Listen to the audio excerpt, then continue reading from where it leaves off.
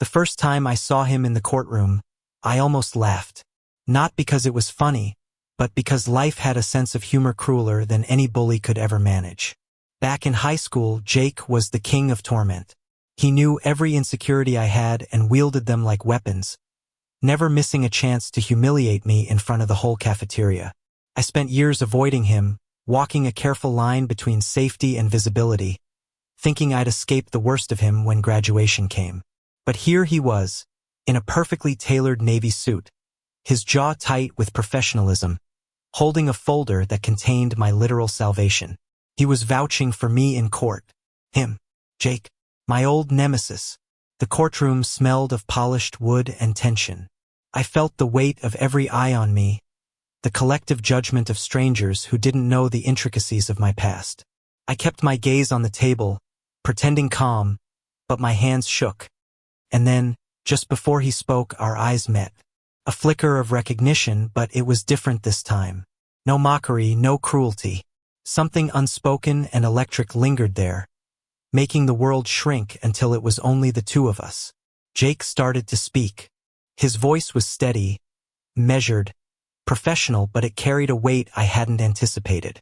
"I've known the defendant for years," he said, "and I can vouch for his character. Mistakes don't define a person. Choices do. And he has made the right choices since." I swallowed hard, my throat dry. The courtroom felt unreal, like I was watching a surreal movie scene where my past and present collided in a way I couldn't have predicted. My heart pounded, not with fear this time, but with something more complicated. Gratitude, bewilderment, and maybe, just maybe, something warmer that I hadn't felt toward him since those teenage years. After the hearing, the lawyers shuffled papers and whispered behind closed doors. I stayed seated, unsure whether to follow him or retreat. He finally approached, each step deliberate, measured, carrying a presence that was impossible to ignore. "Hey!" he said simply, not with arrogance, but with a hint of something softer. I realized he wasn't the same boy from the cafeteria years ago. There was a quiet strength in him now, tempered by experience, responsibility, and maybe regret. I don't know what to say," I muttered, my voice uneven. "You don't have to say anything," he replied. His gaze softened as he glanced away for a moment, as if weighing every word before returning to me. "I'm just glad I can help." The air between us shifted, like a current that had been dormant for years suddenly pulling us closer. My mind raced. All those high school years of torment, the secret heartbreak, the nights I cried alone, they didn't disappear, but they were changing shape. What once was bitter now carried a strange sweetness, a recognition that we had both grown, evolved into versions of ourselves that could almost coexist. A week later, I found myself agreeing to meet him for coffee. The cafe was small, tucked away on a quiet street in the city, warm sunlight spilling over the wooden tables.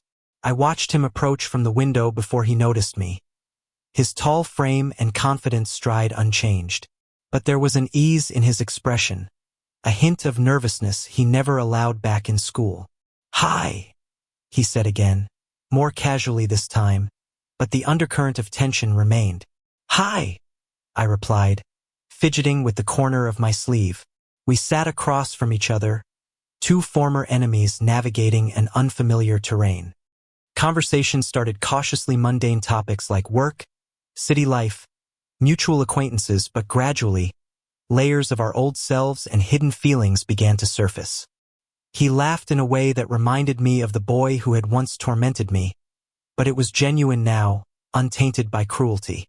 And I found myself laughing back, a lightness I hadn't realized I missed. Days turned into nights, and each meeting peeled away more of the old scars. We walked through parks, shared meals, and found ourselves lingering in small moments, his hand brushing mine by accident, our eyes meeting in a quiet understanding, the subtle warmth of a laugh shared too long. The city around us became a blurred backdrop, irrelevant to the gravity of our connection.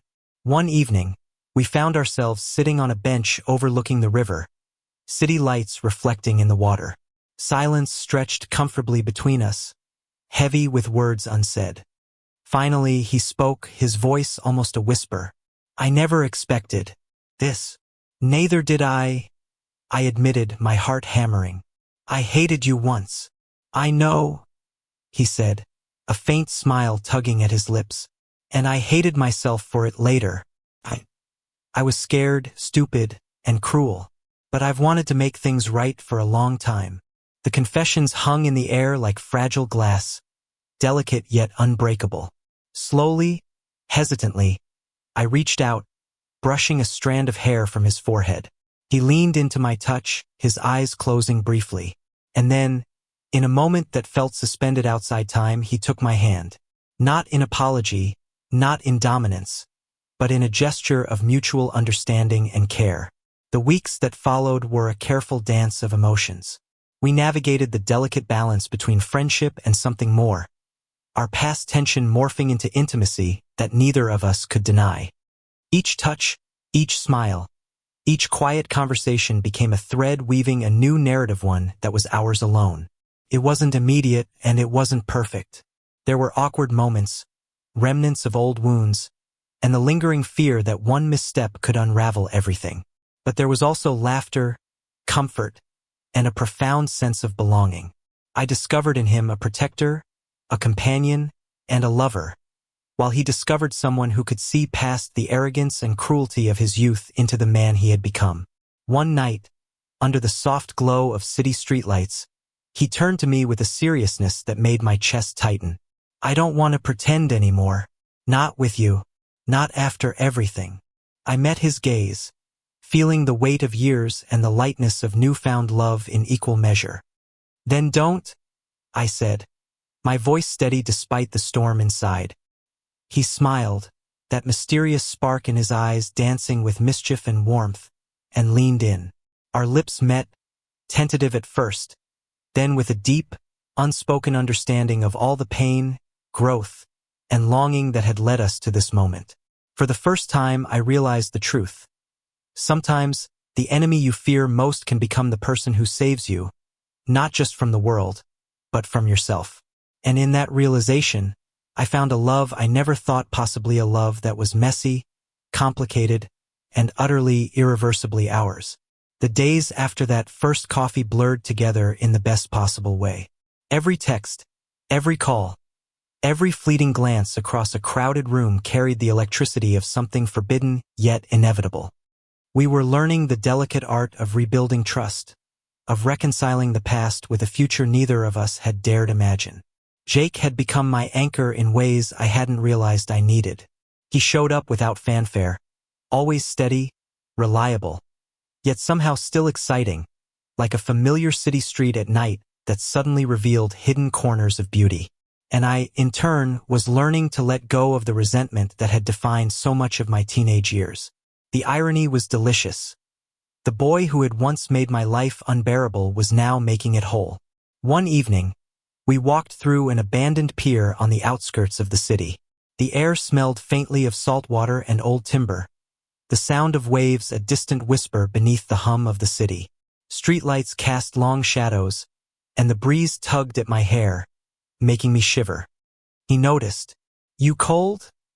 he asked, slipping his jacket around my shoulders. "Thanks," I murmured, letting the warmth seep in, but it wasn't just from the jacket. It was from him, the steady presence at my side, the way his fingers brushed mine when he adjusted the collar. I felt an ache in my chest, a longing I hadn't named until that moment. We paused at the end of the pier, leaning against the railing, gazing at the reflection of the city lights on the water. Silence settled comfortably, a shared understanding that words were sometimes unnecessary. Finally, he spoke, voice low and thoughtful. "I think about high school a lot," he admitted. "Not the way you'd expect. I think about how I could have been different, how I should have treated you differently." I turned to him, searching his eyes for traces of the boy I'd feared, but all I saw was remorse tempered with something deeper, empathy, maturity, and a flicker of vulnerability. "I hated you," I said softly, "but I never stopped noticing you, even then." He blinked, a faint smile tugging at the corners of his lips. "I noticed you too," he confessed. More than I wanted to admit. Maybe that's why I guess I didn't know how to handle it back then. I was stupid, cruel, scared. The admission hung in the air, charged with years of unsaid emotions. I felt my heart hammering in my chest, the tension of past pain mingling with the thrill of present desire. Slowly, I reached out, letting my fingers trace the back of his hand. He didn't pull away. Instead, he intertwined his fingers with mine, holding on as if afraid we might be torn apart by the wind. We spent hours there, talking, laughing, and sharing fragments of ourselves we'd never revealed to anyone else. The conversation drifted from serious confessions to lighter memories, embarrassing moments, fleeting crushes, and inside jokes only we could understand. And in every word, every glance, every touch, the distance of years and the shadow of high school faded away, leaving only the raw, thrilling intimacy of the present. Later, we walked back to the city streets, our steps in sync, hands occasionally brushing in ways that sent shivers through both of us. At a quiet intersection, he stopped, turning to face me fully. His eyes held that same mysterious spark I had first noticed in the courtroom, but now it was warmer, more inviting, carrying the promise of something neither of us wanted to let go. "Can I kiss you?" he asked, voice almost breathless. I nodded, heart racing, and closed the distance between us. The kiss was tentative at first, testing boundaries, exploring the unfamiliar terrain of our new relationship. But soon, it deepened, carrying years of longing, regret, and unspoken desire. Every touch, every movement spoke of a connection that was as much about healing as it was about passion. From that night onward, our relationship blossomed in ways neither of us had expected. We navigated the complexities of our past with honesty, confronting old wounds and reshaping them into something stronger. There were challenges, of course, occasional moments of doubt, whispers of insecurity, but the foundation we built on trust, understanding, and mutual respect kept us grounded. Jake became more than a protector. He was my partner, my confidant, my unexpected safe haven in a world that often felt uncertain and harsh. And I, in turn, discovered a strength within myself I hadn't known existed, the courage to forgive, to trust, and to love openly, without fear. One quiet Sunday afternoon, we found ourselves sitting in a small park, sunlight filtering through the leaves, painting golden patterns on the grass. I rested my head on his shoulder, listening to the gentle rhythm of his breathing, feeling the rise and fall of his chest beneath my ear. "You know," I murmured, "I never thought I'd be here with you. Not like this." He smiled, brushing a strand of hair from my face. "Neither did I," he admitted. "But I'm glad we are. Every mistake, every heartbreak, every moment that brought us here right was worth it." I lifted my head to meet his gaze, our eyes locking in a silent acknowledgement of the journey we had traveled together. The city around us seemed to fade, leaving only the warmth between us, the soft brush of hands, the quiet promise of a future we would build together. "Me too," I said softly, leaning in for another kiss, one that spoke of beginnings rather than endings, of love found after pain, of hope tempered by experience. As we sat there, wrapped in each other's arms, I realized that life had a strange, beautiful way of turning enemies into lovers, pain into intimacy, and fear into trust. And in that quiet, sunlit park, I understood something I had longed to know for years. Sometimes, the most profound love comes from the most unexpected places. We stayed like that, holding each other, laughing at nothing and everything, letting the city pulse around us as if celebrating our unlikely reunion. It was messy, it was tender, it was real, and it was ours. In the end, the boy who had once made my life miserable became the man who gave it meaning. And I learned that even the deepest scars could be softened by love, patience, and a touch of fate. No more enemies, no more fear. Only us, together, and the quiet, thrilling certainty that what we had found was worth every heartbreak, every misstep, every moment of doubt. For the first time in years, I was home, not in a place, but in someone's arms, in a love that was finally irrevocably mine. Thank you for listening. Don't forget to like and subscribe to stay updated with the latest videos.